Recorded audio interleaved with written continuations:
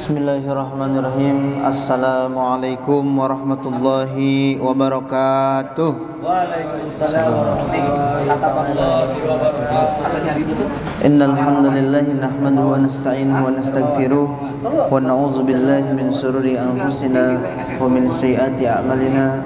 May yahdihillahu fala mudhillalah wa may yudlilhu fala hadiyalah. Asyhadu an la ilaha illallah wa asyhadu anna Muhammadar Rasulullah la nabiyya ba'd. Qala Allah ta'ala fil Qur'anil Karim. A'udzu billahi minasyaitonir rajim. Bismillahirrahmanirrahim. Wa in ta'azzana rabbukum la in syakartum la azidannakum wa la in kafartum inna 'adzabi lasyadid. Faqala aidan rabbi shrah li sadri wa yassir li amri wahlul 'uqdatam min lisani yafqahu qawli. Hadirin, mari sama-sama kita haturkan puji beserta syukur kita kehadirat Allah Subhanahu wa taala yang telah memberikan kita beribu-ribu macam nikmat, di antaranya nikmat iman, nikmat Islam, nikmat sehat wal afiyah, sehingga kita dapat berkumpul dan bermuajahah di tempat yang insyaallah dimuliakan oleh Allah ini.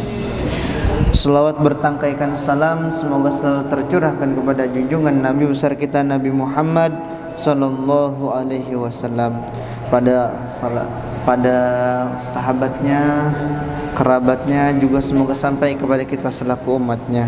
Amin ya Allah rabbal alamin.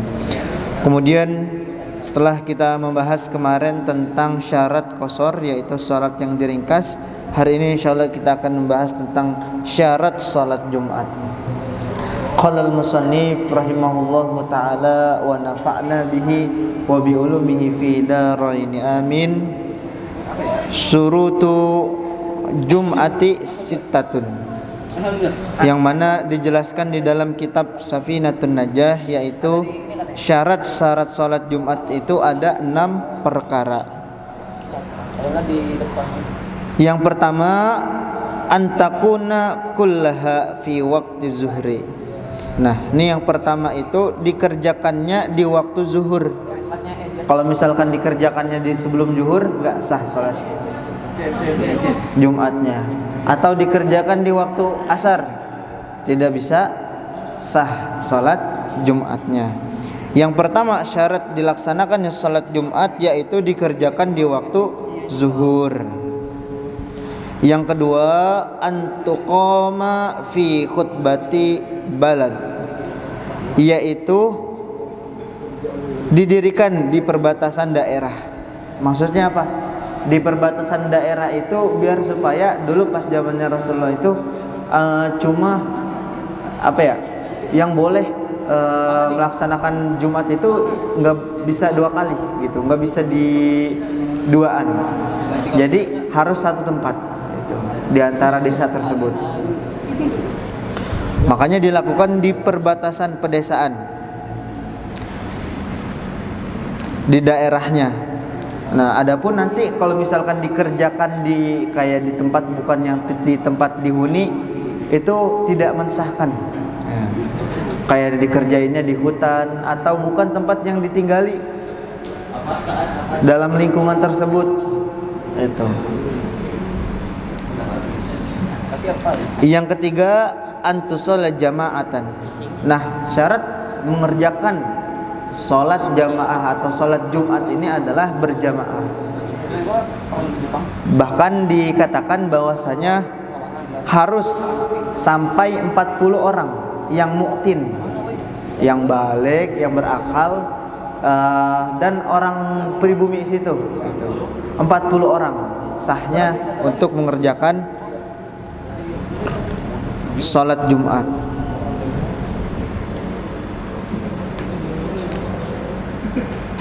Yang keempat, ayyakunu arba'ina ahroron zukuron balighin mustautinin. Nah, ini yang tadi saya bilang, yaitu yang keempat adalah berjumlah minimal dalam salat Jumat itu adalah 40 orang. Mereka laki-laki semuanya, laki-laki yang balik dan yang bermukim di dalam daerah atau desa tersebut. Jadi kalau misalkan kurang dari 40 itu tidak sah salat Jumatnya. Makanya kalau misalkan ragu-ragu kurang dari sekian, biasanya setelah sholat Jumat melaksanakan sholat zuhur. Nah ini riwayatnya Imam Romli. Dan yang kelima, an la tasbiquha wa la tuqarinaha Jum'atun fi dzalikal badal, yaitu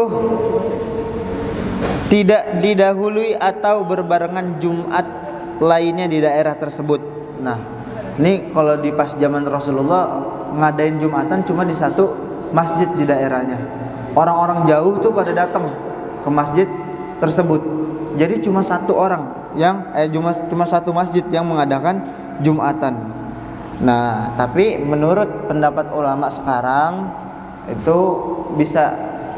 Kenapa? Dengan sebab atau dengan syarat tadi di daerah tersebut sudah tidak mencukupi tempatnya bagi orang yang mau sholat. Kalau misalkan ini terpenuhi, ya, bagi yang mustinin, orang-orang yang bermukim di situ, ternyata masjidnya itu udah nggak cukup lagi, baik yang diperbolehkan untuk sholat Jumat atau orang-orang yang balik situ untuk sholat Jumat, maka boleh untuk mengadakan Jumatan lagi di masjid yang lain. Itu menurut pendapat ulama. Itu pun dalam segi mereka laki-laki misalkan udah mencukup batas. Nah, perempuan kan juga boleh sholat Jumat, boleh perempuan atau anak laki-laki yang belum balik, ya itu masih sah-sah aja sholat Jumat. Perempuan juga boleh sholat Jumat, tapi nanti di belakang posisinya.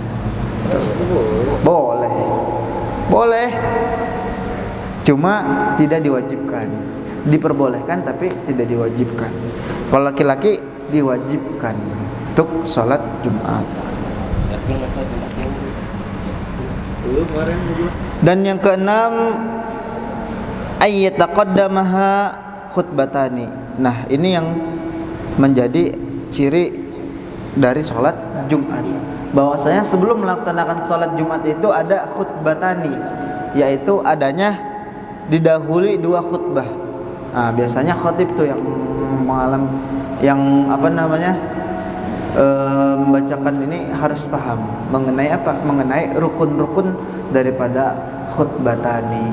Nah, itu diantaranya membaca sholawat, terus menitipkan wasiat taqwa.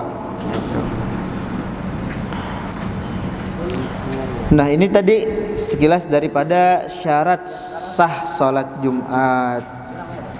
Nah, adapun nanti kita akan bahas rukun khutbatain, yaitu adalah rukun-rukun 2 rukun khutbah yang 2 tadi.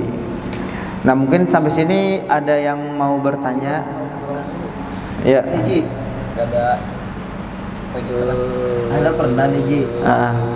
Itu sholat Jumat itu sebenarnya sih hukumnya wajib atau sunnah? Hukumnya wajib. Sholat Jumat hukumnya wajib. Kalau diganding dengan sholat zuhur, Tadi dulu apa? Tahu, ngedik lu. Lagi sebelum Jumat kita leleh nih. Tidur. Aja nggak kedengeran sama sekali. Bangun-bangun melek udah kelar sholat Jumat. Waduh. Gimana itu hukumnya? masa nggak ada yang bangun sih Om? Sama sekali kagak kedengeran aja. Lagi di rumah sendiri nih. Oh, di rumah. Udah siap nih, udah pakai sarung nih. Udah pakai sarung, udah pakai koko. Cuman ajan belum ajan. Iya. Nonton TV begini, ketiduran bablas bener-bener. Oh ya. Itu gimana itu? Nah, tadi kan jadi ada uzur salat.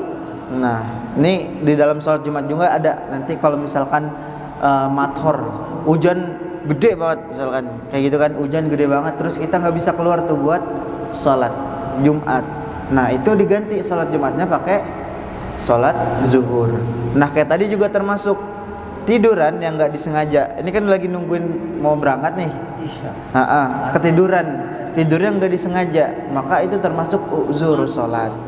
Nah, uzur salat tadi digantinya dengan apa? Dengan qada. Kalau misalkan kelewat waktunya. Tapi kalau masih masuk waktu zuhur, ya diganti dengan salat zuhur itu.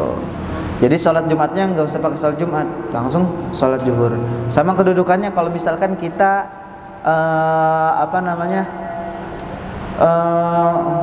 perjalanan musafir, itu kita boleh nggak sholat Jumat. Tapi syaratnya apa? Syaratnya kita berangkat sebelum subuh. Nah, jadi kita boleh nggak sholat Jumat atau membadalkan sholat zuhur nanti. Kita berangkatnya ketika perjalanan melebihi uzur tadi ya 86 kilo gitu. Kita berangkatnya sebelum subuh. Nah, kalau misalnya kita berangkatnya sebelum subuh, kita masih diwajibkan untuk sholat Jumat. Tuh. Sebelum sesudah subuh. Sebelum subuh. Iya. Kalau sesudah subuh, kita masih diwajibkan sholat Jumat. Nanti berhenti di mana gitu. Tapi kalau misalkan kita berangkatnya itu sebelum subuh, kita ngambil rukhsah nih, nggak ikut sholat Jumat lah, sholat nanti aja, sholat zuhur di tempatnya gitu. Nggak apa-apa, nggak masalah gitu. Jadi kalau kita nggak sholat Jumat selama 3 kali itu emang harus sehat lagi, Pak? Jadi orang yang meninggalkan sholat Jumat 3 kali berturut-turut, maka kata Allah, Allah kunci itu hatinya. Allah kunci dalam hatinya, dan juga katanya pokoknya di situ dibikin keras hatinya ketika dia tidak sholat Jumat secara 3 kali berturut-turut gitu. Emang itu katanya ada yang ngomong masuk Kristen lu gitu, bener nggak? Nah, maksud daripada itu apa? Yang sholat, ya kan tahu sendiri kan, sholat itu adalah tiang agama. Ketika kita menghancurkan jangankan yang seminggu sekali gitu, yang setiap hari gitu ditinggalin, ini yang seminggu sekali aja ditinggalin gitu. Lah terus buat apa agama Islam ente gitu? Maksudnya begitu kan, sholat yang 5 waktu aja nggak boleh ditinggalin gitu, apalagi sholat yang Jumat ini nih, sholat yang seminggu sekali gitu. Masa nggak ada waktu buat menyempatkan sholat Jumat di hari yang mulia itu? Kalau sholat Idul Adha, Idul Fitri, sholat Idul Adha itu sunnah, bukan kewajiban. Oh, berarti nggak apa-apa dong maksudnya? Ya nggak apa-apa. kalau sholat Idul Fitri aja nggak apa-apa. Nggak apa, bukan. Ya, tinggal puasa ngapain pakai sholat Idul Fitri? Sholat Idul Fitri, sholat Idul Adha itu sunnah muakkadah, sunnah yang dilakukan oleh Rasulullah itulah. Hah? Apa? Jadi kalau sholatnya nengok-nengok gimana hukumnya? Ya sholat nengok-nengok berarti sholatnya nggak khusyuk. Bang, kalau sholat Cacat nanya dalam rakaat sholat. berapa? Gimana tuh Bang? Nanya rakaat berapa? Iya, tadi kan sholat nih, ada yang nanya udah rakaat berapa? Kan lupa. Tapi lagi sholat. Tetap sholat tapi ngomong bahasa Indonesia, udah rakaat berapa? Batal. Batal sholatnya. Sholat itu ngomong, apalagi jangankan kita ngomong yang yang orang paham. Kita ngeluarin 2 huruf aja, tapi orang itu paham gitu.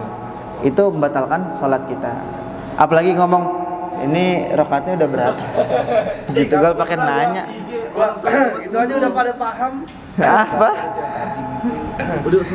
Iya, jadi kalau misalkan kita mengeluarkan suara misalkan lebih dari 2 huruf, tapi orang paham. Insyaallah besok. Orang paham dengan apa yang kita niatkan dari omongan kita, termasuk itu membatalkan sholat kita.